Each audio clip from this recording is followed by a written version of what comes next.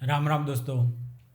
પટેલ સમાજના અમુક અસામાજિક તત્વો કેવી રીતે આખા પટેલ સમાજને ગેરમાર્ગે દોરે છે ને દોસ્તો, ફક્ત ને ફક્ત એમના રાજકીય રોટલા શેકવા માટે. એમાંના એક આ વ્યક્તિ મને લાગે છે દોસ્તો.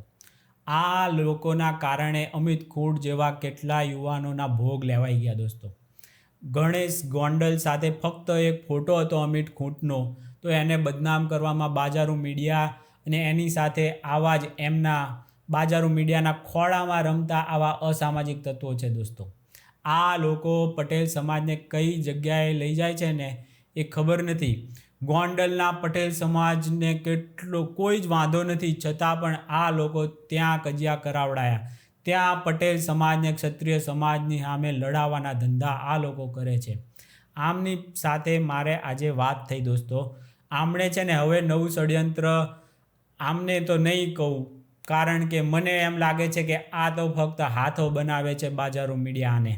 એટલે મેં એમને આ માટે આજે ફોન કર્યો. તો શું વાત થઈ મારી એ હું તમને સંભળાવું દોસ્તો. હા હેલો. હેલો જીવિતાબેન. હા બોલો બેન, બોલો ભાઈ. હા, આગળ તમે ફોન પછી કરવાના હતા, તો હવે ટાઈમ છે ને? કોણ બોલો છો? હું એક યુટ્યુબ ચેનલ ચલાવું છું, પથિકની જમાવટ કરીને. તો આ તમારા ખભે બંદૂક મૂકીને જમાવટ ન્યૂઝ છે, નિર્ભય ન્યૂઝ છે, આ બધા લોકો નરેશ પટેલને બદનામ કરે છે, એના વિશે તમારું શું કહેવું છે?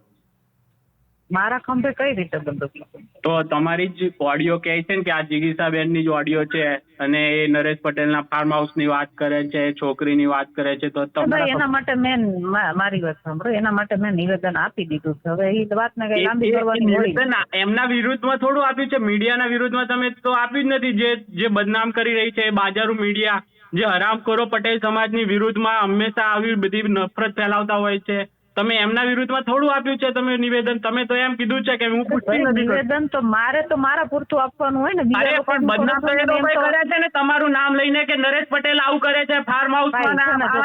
આખા પટેલ સમાજની ઇજ્જતને દાગ લગાડ્યો છે. વાત સાંભળો, પહેલા મારી વાત સાંભળો, શાંતિથી વાત કરો મારી સાથે. હા શાંતિથી, ઓકે ચાલો. બરાબર, મારી પાસે ગુસ્સો કરવાનો કોઈ મતલબ નથી. તમારી ઉપર નથી કરતો, હું મીડિયા ઉપર કરું છું ને તમે એની વિરુદ્ધ બોલવા માંગતા નથી, એ વાત છે. અરે ભાઈ, પણ મેં મારું નિવેદન આપી દીધું છે. બરાબર, તમે અરે એમને એમ તો કહેવાય ને કે તમે ખોટી ઓડિયો ક્લિપ ચલાવી છે તો એ ડિલીટ કરો, તમે એવું કીધું એ લોકોને? બસ દોસ્તો, આટલું કહી અને એણે છે ને ફોન કાપી દીધો. અને ફરીથી મેં સંપર્ક કરવાની કોશિશ કરી તો પછી ફોન ઉપાડવાનું પાછું બંધ કરી દીધું. 3-4 દિવસથી હું કોશિશ કરતો હતો, માંડ આજે એણે ફોન ઉપાડ્યો. વચ્ચે તો સ્વિચ ઓફ જ શરૂમાં તો કરી દીધેલો હતો. કારણ કે આ લોકો છે ને પટેલ સમાજને કયા ગેરમાર્ગે દોરવવાના માટે બહુ મોટા આગળ પડતા અગ્રણી પોતે બની જાય છે. પટેલ સમાજનો ચહેરો આવા અસામાજિક તત્વો બની જતા હોય ત્યારે એક પટેલ સમાજના વ્યક્તિ તરીકે દુઃખ થાય દોસ્તો. એટલા માટે મારે આ લોકોને સંપર્ક કરી અને પૂછવાનું હતું અને કહેવડાવવાનું હતું કે તમે જે સ્ટુડિયો ફરતા હતા, સોમાન છે, જમાવટ છે, પછી નિર્ભય ન્યૂઝ ગોપી ગાંગર છે, નવજીવન છે, આવા જે જાતિવાદી કીડાઓવાળી જે આ ચેનલો છે એમાં આ સ્ટુડિયોએ ફરતા હોય છે. તો મને એમ કે આ બેનું કોઈ ગઠબંધન નહીં હોય, એટલે જ આ લોકો, આને ખબર નહીં હોય, આ ભોળી માણસ હશે, આને ખબર નહીં હોય કે આ લોકો એનો યુઝ કરે છે. એટલે આપણે એમને પૂછ્યું કે તમારા ખભે બંદૂક મૂકીને આ નરેશ પટેલને ટાર્ગેટ કરે છે, તો એના વિશે તમારું શું કહેવું છે? કારણ કે તમે તો ખાલી એટલું જ કીધું કે પુષ્ટિ હું નથી કરતી.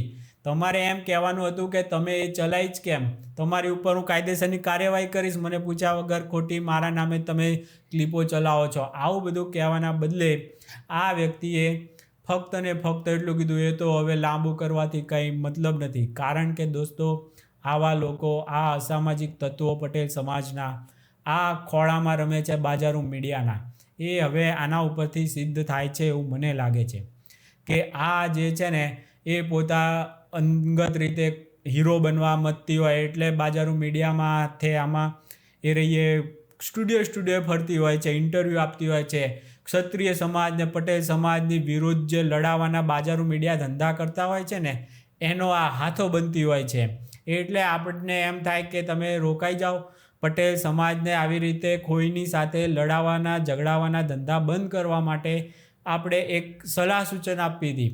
અને આણે છે ને અમિત ખૂંટના ભોગ લેવાવાળી જે વ્યક્તિઓમાં છે ને આ પણ હાથો બનેલી હતી દોસ્તો. ગણેશ ગોંડલ સાથે અમિત ખૂંટનો ફોટો હતો. તો આ જ એ છે જે પોસ્ટો મૂકીને કહેતી હતી કે જુઓ આની સાથે ફોટા છે, કેમ પોલીસ કોઈ કાર્યવાહી નથી કરતી. પોલીસ પાસે નિર્દોષની ઉપર કાર્યવાહી આ લોકો કરાવતા હતા. બાજારું મીડિયા એ માટે દબાણ લાવતી હતી ને, તો આ પણ પોસ્ટ મૂકીને કે આવા આરોપ છે, આમ છે, કેમ પોલીસ કાંઈ કરતી નથી. તો નિર્દોષ યુવાનોને ફસાવવાના એ પણ પટેલ સમાજના યુવાનનો ભોગ લેવાઈ ગયો દોસ્તો. એમાં બીજા કોઈનો ગયો? પટેલ સમાજના જ આવા કેટલા યુવાનોના ભોગ લેવડાવશે એ મને સમજાતું નથી. આગળ પણ પટેલ સમાજનું પાટીદાર આંદોલન કરેલું હતું, એમાં પણ 14 યુવાનોના ભોગ લીધા છે દોસ્તો. હજુ આ કેટલાના ભોગ લઈ અને સંતોષ માનશે, એમના રાજકીય રોટલા શેકવાનું બંધ કરશે ને એ ખબર નથી પડતી. હાર્દિક તો સુધરી ગયો એ પછી, પણ આ બધા તત્વો, અસામાજિક તત્વો હજુ સુધર્યા નથી લાગતા. એમને હજુ કેટલાના ભોગ લેવડાવીને આ લોકોને અંદર ટાઢક થશે એવું હવે મારે પૂછવું પડશે આ લોકોને. કઈ હદે નીચ કક્ષાએ જાય છે આ, કોઈ સીમા નથી. અને જે બાજારું મીડિયા પટેલ વિરોધી આખું એ લોકોનું માનસિકતા જ છે, વિકૃત માનસિકતા. પટેલ સમાજની પ્રગતિ એની ઈર્ષાથી જે બળી મળતી હોય, જમાવટ ન્યૂઝ હોય, પછી નિર્ભય ન્યૂઝ છે, એ નવજીવન છે, એ સ્વમાન છે, આ બધા જ જે વામપંથી વિચારધારાવાળા હિન્દુ વિરોધી દરેક સમાજ, પટેલ સમાજની જે સૌથી વધારે પ્રગતિ થાય છે ને તો એની પાછળ જ કૂતરાની જેમ આ મડકાયું કૂતરું પાછળ પડે ને એવી રીતે આ ચેનલો બધી પાછળ પડેલી હોય છે. અને એમાં આ છે ને એમના ખોળામાં બેસી અને એ લોકોને હેલ્પ કરે છે. એટલે આપણે પૂછવાનું થાય કે તમે બહુ મોટા એ છો, પટેલ સમાજના મોટા અગ્રણી, આગળ પડતી બહુ મોટી એ થતી હોય છે પટેલ સમાજને ન્યાય અપાવવા માટે, તો આ અમિત ખૂંટના માટે ન્યાય અપાવવા કેમ પછી આવી નહીં અત્યાર સુધી? અમિત ખૂંટનો ભોગ લેવડાયો ત્યાં સુધી આવી રહી, હવે ચૂપ રહી ગઈ છે. અને હવે ગોંડલમાં જ્યાં સુધી ક્ષત્રિય અને પટેલ સમાજને ભયંકર લડાઈમાં નહીં ઝોકે ને ત્યાં સુધી આ ચૂપ નથી રહેવાની. પણ એ એકનો ભોગ લીધો પછી કદાચ સુધરી ગઈ હશે, મને એમ હતું. પણ પાછું આવી રહી છે ને, આવી ગઈ નરેશ પટેલને બદનામ કરતી ઓડિયો. તો આ કે એ તો મારી ઓડિયો નથી ને હું પુષ્ટિ નથી કરતું એવું આ બોલી હતી.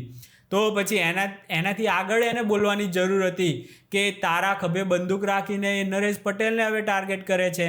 એ રે અમિત ખૂંટને જેમ ટાર્ગેટ ચાલુ કર્યો તો એને આત્મહત્યા કરાવડાવી દીધી બાજારું મીડિયાએ. હવે આ બધા ભેગા થઈને હવે નરેશ પટેલ જેવા અગ્રણીઓને કે આખા પટેલ સમાજને ખતમ નહીં કરી નાખે ને ત્યાં સુધી આ લોકો પાછા નથી હટવાના લાગતા.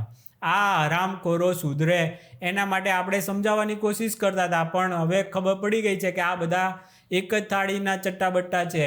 આને છે ને હાથે કરીને એ લોકોના હાથા જ બની જવું છે ને એ ટાઈપની આની માનસિકતા હવે લાગી ગઈ છે દોસ્તો.